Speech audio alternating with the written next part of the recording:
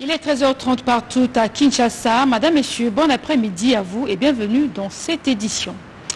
C'est une visite qui a été annoncée depuis plusieurs jours. Ce lundi 31 janvier, le chef de l'État, Félix-Antoine Tshisekedi, est arrivé à Mwanda, la ville côtière, pour la cérémonie de la pose de la première pierre pour la construction du port en eau profonde de Banana. Je vous emmène dans le Congo central, où elle a été chaleureusement accueillie par la communauté Nekongo.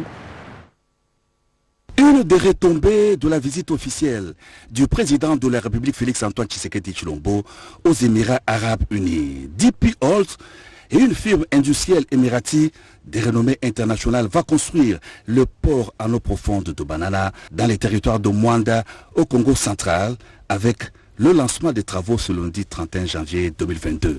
Tout a commencé dans la matinée par l'arrivée des invités de MAC, le Premier ministre Sama Lukonde et plusieurs membres du gouvernement, les députés et sénateurs et les ministres du commerce extérieur des Émirats Arabes Unis. 12h35, l'avion présidentiel atterrit à l'aéroport national de Mwanda. Après un bref cérémonial d'accueil à la descente de l'avion,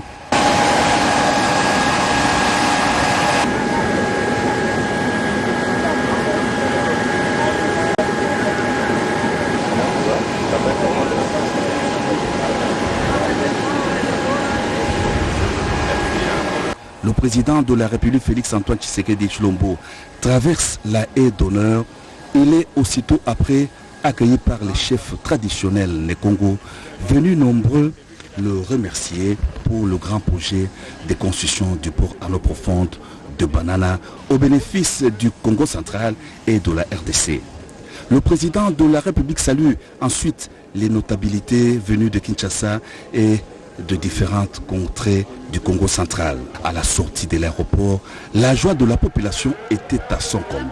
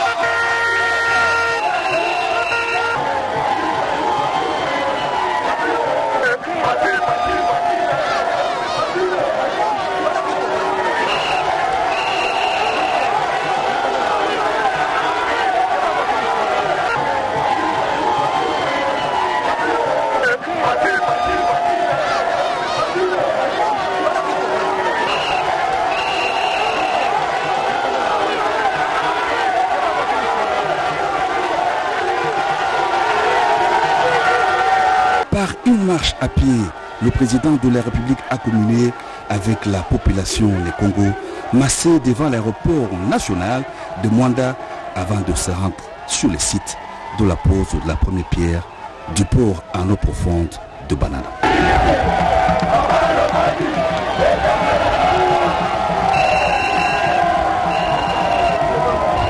Bientôt se fera donc la construction du futur port en eau profonde de Banana dans la ville de Mwanda. C'est la société Deep World Emirati qui a été choisie pour le développement de cette future plateforme portuaire, fruit du partenariat entre la RDC et les Émirats Arabes Unis. La pose de la première pierre est donc intervenue ce lundi par le président de la République, Félix-Antoine Tshisekedi Tshilombo. Côté de l'embouchure, là où le majestueux fleuve Congo se jette dans l'océan Atlantique, sur une large surface plane aux encablures de la cité côtière de Mwanda. C'est ici que sera érigé le port en eau profonde de Banana. Sur le site, des tribunes géantes ont été érigées pour accueillir les invités à la cérémonie, tous témoins de l'événement, la pose de la première pierre des travaux de construction du port en eau profonde de Banana, fruit du partenariat entre la République démocratique du Congo et les Émirats Arabes Unis. La cérémonie est présidé par le chef de l'État, Félix Antoine Tshisekedi Tshilombo, qui a fait le déplacement de Mwanda pour lancer personnellement les travaux de ces projets de grande envergure. Ce grand événement, tant attendu depuis plusieurs décennies au pays, a eu lieu ce lundi 31 janvier 2022, une journée mémorable. Le 5e président de la RDC a procédé à la pose de la première pierre pour la construction du grand port en eau profonde de Banana au Congo central. Des allocutions des circonstances, il y en a eu plusieurs au cours de cette importante cérémonie. Le gouverneur intérimaire du Congo central, Justin Luemba, a rendu hommage au chef de l'État pour la matérialisation de ce grand projet devenu un rêve pour l'aîné Congo. Il a exprimé son soutien au programme de développement de 145 territoires de la RDC qui permettra le développement du pays à partir de la base. Les travaux seront exécutés par la firme industrielle des Émirats arabes unis DP World pour un investissement de 1,4 milliard de dollars. Le ministre émirati du commerce extérieur a remercié le président de la République Félix Antoine Tshisekedi Tshilombo pour son soutien total à ces projets qui renforcent le partenariat entre les Émirats arabes unis, son pays, et la RDC. C'est un projet à la hauteur de la grandeur de la RDC qui se réalise sous le leadership du chef de l'État Félix Antoine Tshisekedi Tshilombo, a renchéri le ministre des Transports Chérubin Okende. Grâce à l'implication personnelle du chef de l'État, la RDC disposera désormais d'une porte de sortie maritime en eau profonde, devenant indépendante des ports des autres pays, a souligné le ministre des Transports. Le port en eau profonde de Banana ouvre la voie à la création d'une nouvelle entreprise favorisant les offres d'emploi. S'est réjouie la ministre d'État en charge du portefeuille, princesse Adèle Kaïnda, tout en rendant hommage au président de la République pour la réalisation de ses rêves. La ministre d'État au portefeuille a vivement appelé tous les Congolais, singulièrement l'aîné Congo, à accompagner ces projets qui augurent une ère de grandes réalisations que mettra en chantier le président de la République Félix Antoine Tshisekedi Tshilombo. Le 31 janvier 2022, une date qui sera gravée dans l'histoire du territoire de Mwanda. Après la cérémonie de la pose de la première pierre du port de Banana, le président de la République a regagné Kinshasa, la capitale. Gims et Dadju, deux artistes congolais de renommée internationale, ils ont reçu récemment du chef de l'État Félix Antoine Tshisekedi des passeports diplomatiques pour continuer à faire rayonner la musique congolaise dans le monde. Ces deux frères qui ont endossé officiellement le rôle d'ambassadeurs culturels de la RDC avaient échangé avec le président de la République à la Cité de l'Union africaine. On fait le point avec Guylain Kabaloudi. Les frères Gims et Dadju, artistes et musiciens de renommée internationale, ont été faits ambassadeurs de la musique congolaise par le président de la République Félix Antoine Tshisekedi Tshilombo. À ce titre, ces célèbres musiciens ont reçu du chef de l'État les passeports diplomatiques de la République démocratique du Congo. Je pense qu'on a une carte à jouer et je pense que c'est notre rôle aujourd'hui en tant qu'ambassadeur de la musique congolaise et du Congo à travers le monde, même si on a évolué en France. On sait que Kinshasa aujourd'hui c'est la capitale de la francophonie, c'est l'endroit où on parle le plus français, c'est Kinshasa. C'est paradoxal mais voilà, donc on est super content aujourd'hui. On a été entre autres décoré, on nous a remis le passeport diplomatique et je tenais à remercier le président pour ce geste. Donc voilà, on est très content d'être vu, considéré comme ambassadeur entre guillemets et voilà, ça va être un gros projet. Par ailleurs, les deux stars ont annoncé aux garants de la nation leur projet culturel de construire dans un bref délai des studios d'enregistrement au standard international, projet dont ils ont reçu le soutien total du chef de l'État. L'idée, c'est d'ouvrir des studios d'enregistrement parce qu'un pays comme le Congo, une ville comme Kinshasa ou même Lubumbashi, toutes ces villes-là, c'est pas normal qu'il n'y ait pas de studios à la hauteur des studios européens. Ensuite, c'est de faire un festival annuel qui pourront ramener des artistes du monde entier. Avec les connexions qu'on a aujourd'hui avec Dadju, on est en mesure de ramener énormément de gens. Il faut que le Congo soit un lieu, il faut que ça devienne Dubaï. Ça veut dire que Dubaï c'était le désert, il n'y avait rien du tout. Le Congo c'est un pays qui a des siècles d'histoire, donc il faut en faire quelque chose. Maître Gims, un mot en lingala. Nina Lobanin. Ok, donc en direct, Namabele Oya Père, Kimbangu, ça veut dire que la terre de nos ancêtres, Ngamoko Mwanakin, Nabotama Awa, dédicace à Defa au père son âme. Yem Tamema Kinga sur ses genoux, hein, dans l'avion, Air France. Nakolo balingala mais le col à moi la poto quoi. Voilà. Donc Fils du chanteur congolais Juna Janana du clan Zaiko, Maître Gims et Dajou sont arrivés à Kinshasa le week-end dernier pour notamment rendre hommage au chanteur Defao inhumé à Kinshasa le 22 janvier dernier. Retour à Mwanda, cette ville côtière va bientôt être revêtue de sa plus belle robe grâce à la rétrocession du gouvernement due à la production de Parenco qui doit faire bénéficier les autochtones des avantages de cette production tel que dit dans l'avenant. Le ministre des hydrocarbures l'a annoncé sur place aux chefs coutumiers et autres autorités locales. Séverine Pascal Katanda pour les détails. La signature de l'avenant 9 en décembre 2021 entre le gouvernement congolais et la société Perenco pour la production et la commercialisation de l'électricité obtenue par la transformation du gaz naturel a déjà produit à ce jour environ 65 millions de dollars américains à l'État congolais. Et pour développer la cité côtière de Mwanda comme l'exige l'avenant, il a été décidé par le président de la République Félix-Antoine Tshisekedi lors du récent Conseil de ministres de retrocéder 15% de ses bénéfices aux autochtones qui sera géré par l'administration urbaine afin d'éviter toute malversation financière. Annonce faite aux autorités locales, chefs coutumiers, par le ministre des hydrocarbures Didier Boudimboutoubuanga lors d'une réunion pour présenter cette opportunité. Tata Mokondamboka na Conseil des ministres amonaki eteke na bamboka nyonso. Le chef de l'État a au Conseil des ministres tenu à redorer l'image de Mwanda, ville côtière qui n'a jusqu'à ce jour pas d'infrastructure, ni d'électricité et autres. Courant coûte pe susu ezate. Ndalobaki na tanto signé na mbongo ebimiana tolongola 15% nango. C'est pourquoi il a ordonné de rétrocéder 15% qui équivaut à 10 millions de dollars américains aux autochtones de Mwanda. Ces montants servira au développement de cette même ville et sera géré par un comité qui sera mis en place sous un œil regardant du ministre des hydrocarbures.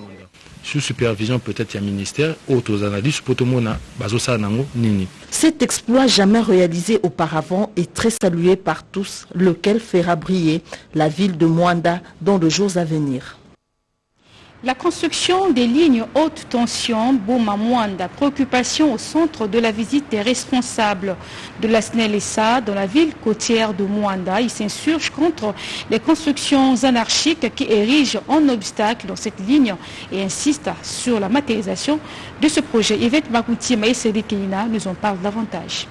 La construction des lignes haute tension 400 kV Inga Kabinda avec soutirage à Mwanda, mais aussi les projets d'ajout d'un deuxième terne sur la ligne Inga Kitanta Boma et prolongés jusqu'à Mwanda sont loin de se matérialiser. Ces projets de la SNEL-SA qui consistent à desservir la ville côtière de Mwanda, province du Congo central et ses environs en énergie électrique rencontrent un obstacle majeur. Les constructions anarchiques envahissent donc le poste haute tension 132 kV de Boma, situé sur le long de la route nationale numéro 1 dans son tronçon compris entre Boma et Mwanda. Une situation qui freine la réalisation de ces vastes projets. Aux autorités politico-administratives d'accompagner la SNEL à préserver ses patrimoines à lui. Aujourd'hui, nous sommes dans l'incapacité de réaliser ces projets parce que toute cette partie-là a été spoliée par des incidents. De l'autre côté du quartier Sampa, les sites de la SNEL-SA situés non loin de celui de la Régie des eaux et de la mairie de Boma s'est transformé en un mini-quartier. La construction d'un bureau du quartier, habitation et petits marchés envahissent cette partie des terres. La SNEL a acquis un grand terrain de plusieurs hectares. Malheureusement, il y a des inciviques qui ont rendu des parties revenant à la SNEL. Et il y a une église qui a acheté cette partie-là. Au jour d'aujourd'hui, nous avons vu notre poste qui est un peu rétréci. Et nous sommes en justice avec cette église qui doit déguerpir terrain qui appartient à la SNEL. La justice pour tous doit s'appliquer dans toute sa quintessence pour que la SNEL rentre dans ses droits. Parlant coopération dans ce journal, le vice-premier ministre des Affaires étrangères a reçu en audience la chargée d'affaires de l'Italie venue lui annoncer la nomination prochaine des ambassadeurs. C'était avant les échanges que le vice-premier ministre a eu avec la sous-secrétaire d'État américaine en charge de l'Afrique centrale. Les précisions de Doris Monzo. Bientôt, un nouvel ambassadeur de Rome à Kinshasa en remplacement de Luca Attanasio, assassiné en février de l'année dernière. La chargée d'affaires de l'ambassade d'Italie en République démocratique du Congo l'a annoncé au vice-premier ministre Christophe Lutundu Lapala. Les deux personnalités ont également évoqué l'évolution du dossier au niveau de la justice. Le ministre regarde le agrément, a promis d'accélérer ces dossiers et regarde le dossier de l'ambassadeur Attanasio et il a dit a confirmé les arrêts et a promis la collaboration, la pleine collaboration. C'est la première visite officielle de la sous-secrétaire d'État américain en charge des questions de l'Afrique centrale à Kinshasa. Madame Amy Onman a été reçue par Christophe Lutundu, chef de la diplomatie congolaise, vice-premier ministre, ministre des Affaires étrangères et de la coopération internationale. Elle a dit être à Kinshasa pour la matérialisation de contacts entre le président Joe Biden et Félix Antoine Tshisekedi Tshilombo. On avait parlé des possibilités pour les firmes américaines d'investir ici, le secteur minier et le secteur numérique. Et nous avons parlé aussi de l'importance d'avoir des élections à temps et transparentes. Et nous avons parlé surtout d'agrandir et approfondir notre partenariat qui avait commencé. La sous-secrétaire d'État américain a également donné les assurances au vice-premier ministre, ministre des Affaires étrangères et de la coopération internationale, quant à l'accompagnement des USA au nouveau mandat du président Félix Tshisekedi Tshilombo à la CEEAC. Le retour de la paix dans la province du Nord Kivu fait partie intégrante de l'axe 1 du programme sécuritaire du gouvernement. Les services de sécurité ont mis la main sur un des cerveaux moteurs du mouvement terroriste ADEF. Il s'agit donc de Mohamed Salim, un sujet kenyan. Commentaire, Oscar Malkaïch.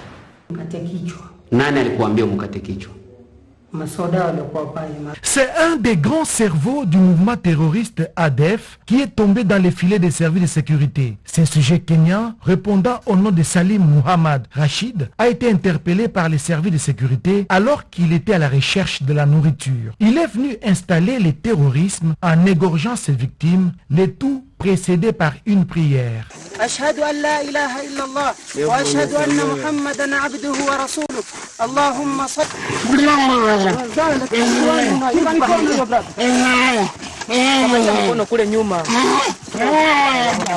En 2017, après son retour de Syrie, il est mis en examen par le tribunal local de Chanzhou, mais sera acquitté par manque de preuves. Il sera de nouveau arrêté en 2019 à l'aéroport international Moi, soupçonné d'avoir des liens avec le terrorisme international. Il sera inculpé, accusé d'être un membre du groupe terroriste Al-Shabaab. Après avoir passé plusieurs jours en détention provisoire, Salim obtiendra, après avoir versé une caution d'1,5 million de shillings kenyans, la liberté provisoire en attendant la conclusion de son affaire. Il assistera aux audiences du tribunal jusqu'en 2020 avant de disparaître totalement et sa réapparition sera signalée par la police kenyane en décembre 2020.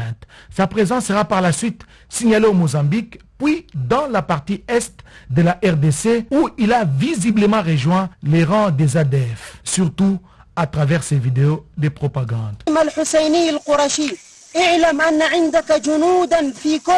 Visiblement, les rebelles ougandais EDF sont à bout de souffle grâce à la mutualisation des forces entre les FARDC, l'armée loyaliste de la RDC, ainsi que celle de l'Ouganda, qui continuent à les traquer jusque dans leur dernier retranchement.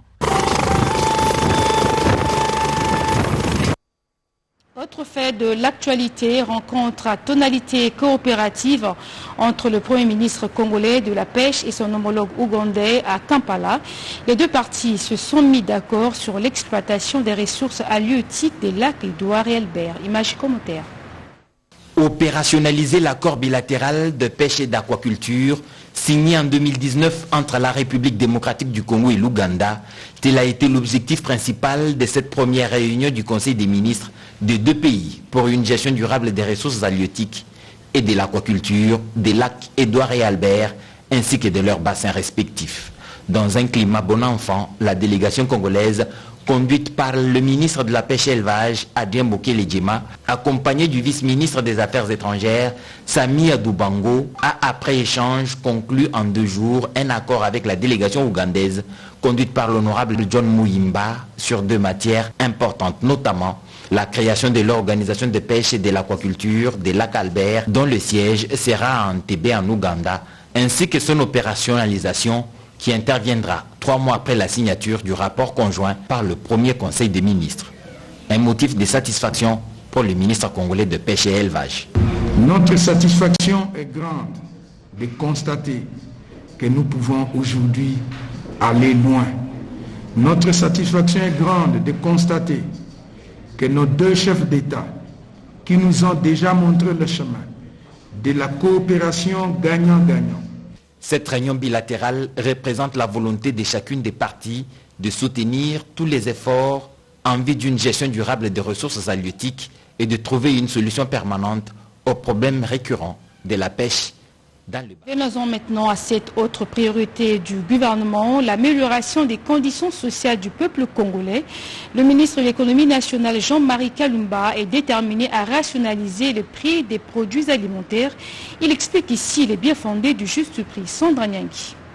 Le juste prix de produits de première nécessité, Jean-Marie Kalumba Youma, ministre de l'économie nationale, en a fait son cheval de bataille dès son avènement au ministère de l'économie nationale. Et cela lui a valu la considération de plus d'un Congolais à Kinshasa, comme dans l'arrière-pays. Le patron de l'économie nationale a reçu cette délégation des élèves du complexe scolaire Matumaini de Kindu et leurs responsables n'ont pas tari d'éloges à ce digne fils du Maniema, lui aussi ancien élève de cette école. Il était pour nous important de venir d'abord présenter nos civilités à notre fils qui fait la fierté de cette province dans ce gouvernement. Son Excellence a voulu juste savoir si ces enfants se sont bien produits, parce qu'il était déjà informé que nous sommes venus jouer au tournoi panafricain interscolaire, et il était pour lui aussi important de voir ses fils. Or, il nous a félicité pour les performances que nous avons pu réaliser, malgré les difficultés qu'on a rencontrées pour atteindre la ville-province de Kinshasa. Présent à Kinshasa pour participer au tournoi panafricain de football interscolaire organisé par la FECOFA, logé à Ndjili, ses élèves étaient abandonnés à leur triste sort. En véritable père de famille, le ministre de l'économie nationale, Jean-Marie Kalumba Youma, a pu disponibiliser une petite enveloppe de sa propre poche pour permettre à ses équipes de regagner Kindu. Rendons-nous de la province du Lualaba où le gouverneur a financé la construction des écoles méthodistes.